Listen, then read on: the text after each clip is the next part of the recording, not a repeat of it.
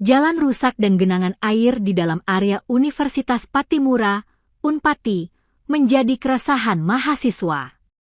Khususnya di akses jalan dari Fakultas Ekonomi dan Bisnis, FEB, hingga jalan keluar sekolah laboratorium Unpati.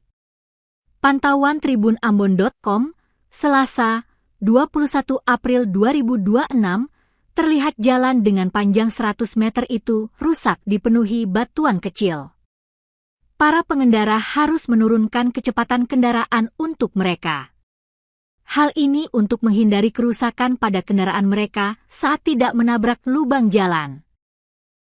Tak hanya itu, genangan air juga tak luput dari kondisi jalan tersebut. Area yang cenderung rusak parah menjadi tempat tergenang air dengan jumlah yang banyak. Salah seorang mahasiswa, Chika Anastasia, 22, menyayangkan kondisi yang terjadi di kampus terkenal itu. Padahal akses jalan ini sangat ramai dilalui oleh kendaraan roda 2 maupun 4. Tak hanya kendaraan, jalan ini juga dilalui pejalan kaki.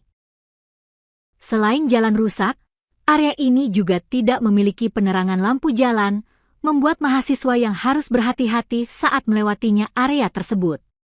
Dirinya berharap ada tindak lanjut dari pihak berwenang, mengingat area ini masih berada di area kampus.